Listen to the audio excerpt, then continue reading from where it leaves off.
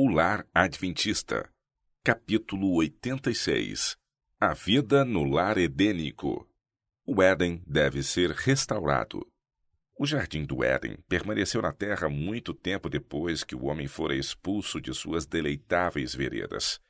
Foi permitido à raça decaída por muito tempo contemplar o lar da inocência, estando a sua entrada vedada apenas pelos anjos vigilantes. À porta do paraíso, guardada pelos querubins, revelava-se a glória divina. Para ali iam Adão e seus filhos a fim de adorarem a Deus. Ali renovaram seus votos de obediência àquela lei, cuja transgressão os havia banido do Éden. Quando a onda de iniquidade se propagou pelo mundo e a impiedade dos homens determinou sua destruição por meio de um dilúvio de água, a mão que plantara o Éden o retirou da terra. Mas, na restauração final de todas as coisas, quando houver um novo céu e uma nova terra, deverá ele ser restabelecido, mais gloriosamente adornado do que no princípio. Então, os que guardaram os mandamentos de Deus respirarão com um vigor imortal por sob a árvore da vida, através de infindáveis séculos. Os habitantes dos mundos que não pecaram contemplarão no jardim de delícias um modelo da obra perfeita da criação de Deus, intacto da maldição do pecado, modelo do que teria sido a terra inteira se tão somente houvesse um homem cumprido o plano glorioso do Criador. O grande plano da redenção tem como resultado trazer de novo o mundo ao favor de Deus de uma maneira completa. Tudo que se perdera pelo pecado é restaurado. Não somente o homem é redimido, mas também a terra, a fim de ser a eterna habitação dos obedientes. Durante 6.000 anos, Satanás tem lutado para manter posse da terra. Agora se cumpre o propósito original de Deus ao criá-la. Os santos do Altíssimo receberão o reino e possuirão o reino para todo sempre, e de eternidade em eternidade. A redenção da possessão de Deus. O propósito original de Deus na criação da terra é cumprido ao ser ela feita a eterna habitação dos remidos. Os justos herdarão a terra e habitarão nela para sempre. É o tempo para o qual homens santos de Deus olharam com expectação desde que a flamejante espada barrou ao primeiro para a entrada no Éden. Tempo para a redenção da possessão de Deus. A terra originariamente dada ao homem como seu reino, por ele entregue às mãos de Satanás e por tanto tempo mantida pelo poderoso inimigo, foi reconquistada pelo grande plano da redenção. Tudo que foi perdido pelo primeiro Adão será restaurado pelo segundo.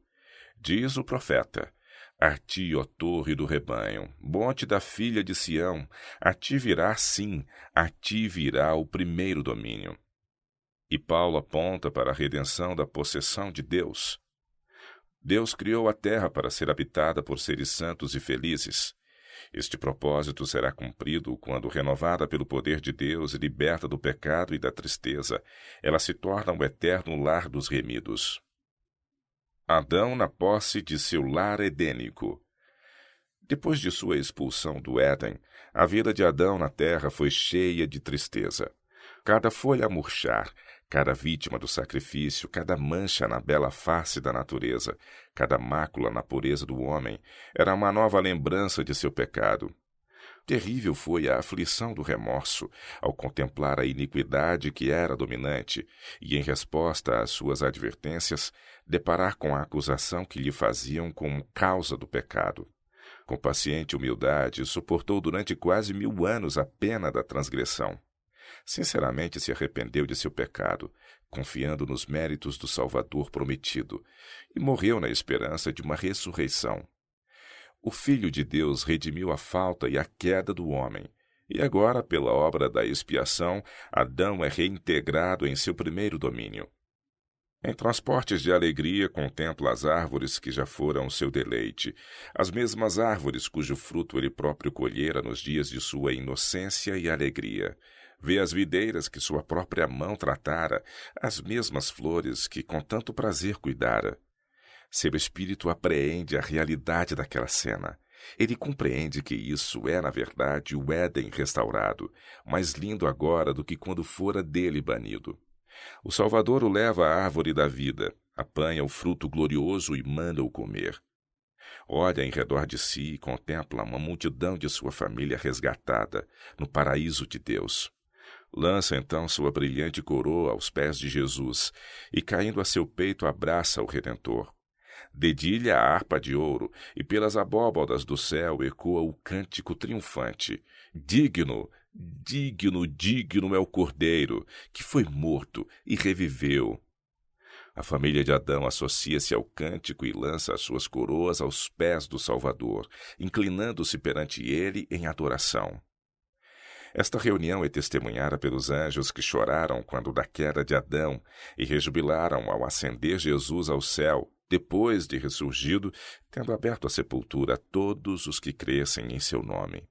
Contemplam agora a obra da redenção completa e unem as vozes no cântico de louvor. Mansões preparadas para os peregrinos da terra.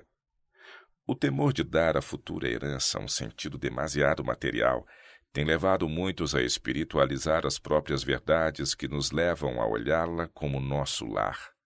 Cristo assegurou a seus discípulos que ia preparar-lhes mansões na casa do Pai. Os que aceitam os ensinos da palavra de Deus não serão inteiramente ignorantes quanto à habitação celestial. A linguagem humana é inadequada para descrever a recompensa dos justos. Será conhecida apenas dos que a contemplam. Nenhum espírito finito pode compreender a glória do paraíso de Deus. Na Bíblia, a herança dos salvos é chamada um país. Ali o pastor celestial leva ao seu rebanho a fonte de águas vivas. A árvore da vida produz o seu fruto de mês em mês, e as folhas da árvore são para a saúde das nações. Ali a corrente sempre a fluir, claras como cristal, e a seu lado árvores tremulantes lançam sua sombra sobre os caminhos preparados para os resgatados do Senhor. Ali as vastas planícies estendem-se até os montes de beleza, e as montanhas de Deus alçam seus altivos cumes. Nessas planícies de paz, ao lado das correntes de águas vivas, o povo de Deus, por tanto tempo peregrino e errante, encontrará um lar. Há ali casas para os peregrinos da terra, há vestes para os justos, com coroas de glória e palmas de vitória. Tudo quanto nos tem confundido acerca das providências de Deus será esclarecido no mundo vindouro. As coisas difíceis de serem compreendidas terão então explicação. Os mistérios da graça nos serão desvendados. Naquilo em que nossa mente finita só via confusão e promessas desfeitas, veremos a mais perfeita e bela harmonia. Saberemos que o amor infinito dispôs as experiências que nos pareciam as mais difíceis. Ao reconhecermos o terno cuidado daquele que faz todas as coisas contribuírem para o nosso bem, regozijar-nos-emos com júbilo inexprimível e repleto de glória. Estamos em caminho para casa. Aquele que nos amou de tal maneira que morreu por nós, construiu para nós uma cidade. A Nova Jerusalém é o nosso lugar de repouso. Não haverá tristeza na cidade de Deus. Nenhum véu de infortúnio, nenhuma lamentação de esperanças frustradas e afeições sepultadas serão jamais ouvidas. Logo, as vestes de opressão serão trocadas pela veste nupcial. Logo testemunharemos a coroação de nosso Rei.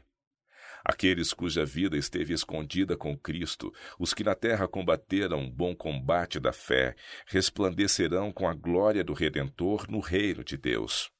Privilégios dos remidos. O céu é um lugar agradável. Anseio ali estar e contemplar meu amorável Jesus, que por mim deu sua vida, e achar-me transformada à sua imagem gloriosa. Oh, quem me dera possuir linguagem para exprimir as glórias do resplandecente mundo vindouro. Estou sedenta das águas vivas que alegram a cidade de nosso Deus.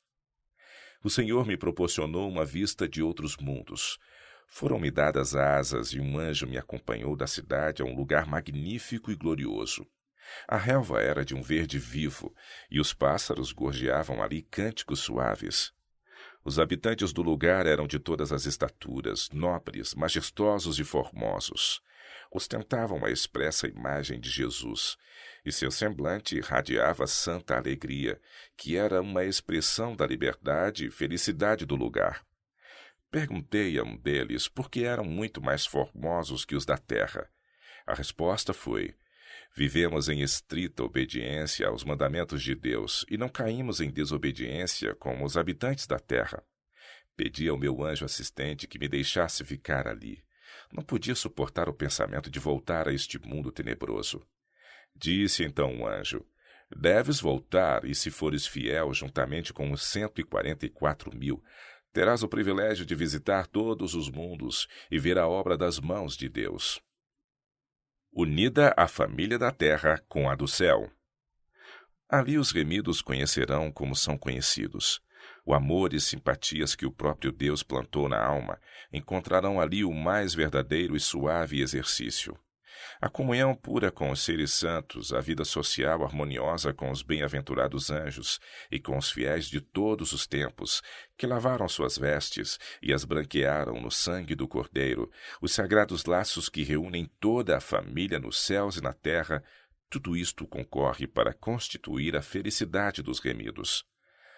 As nações dos remidos não conhecerão outra lei senão a lei dos céus. Todos serão uma família unida e feliz, revestida com as vestes de louvor e ações de graças. Sobre essa cena, as estrelas da manhã cantarão em uníssono, e os filhos de Deus exultarão de alegria, enquanto Deus e Cristo se unirão proclamando: não haverá mais pecado nem morte. Daquela cena de alegria celestial, chega até nós na terra o eco das maravilhosas palavras do próprio Cristo: eu subo para meu Pai e vosso Pai, meu Deus e vosso Deus. A família no céu e a família na terra são uma só. Para nosso bem subiu nosso Senhor, para nosso bem ele vive. Portanto, pode também salvar perfeitamente os que por ele se chegam a Deus, vivendo sempre para interceder por eles. A promessa é certa. Longo tempo temos esperado pelo retorno de nosso Salvador. Mas nem por isso é menos certa a promessa. Logo estaremos em nosso prometido lar. Ali Jesus nos guiará às correntes de águas vivas que fluem do trono de Deus e nos fará compreender as difíceis provas através das quais Ele nos levou à perfeição de caráter na terra. Ali contemplaremos com ilimitada visão as belezas do Éden restaurado, lançando aos pés do Redentor as coroas que ele terá posto em nossa cabeça, e tocando nossas harpas de ouro, encheremos todo o céu com louvor àquele que está assentado sobre o trono. Deixemos que tudo quanto é belo em nosso lar terrestre nos lembre o rio de cristal e os campos verdejantes, as árvores farfalhantes e as fontes vivas, a cidade resplendente e os cantores vestidos de vestes brancas de nosso lar celestial. Aquele mundo de beleza que nenhum artista pode pintar, nenhuma língua mortal descrever. As coisas que o olho não viu e o ouvido não ouviu, e não subiram ao coração do homem, são as que Deus preparou para os que o amam.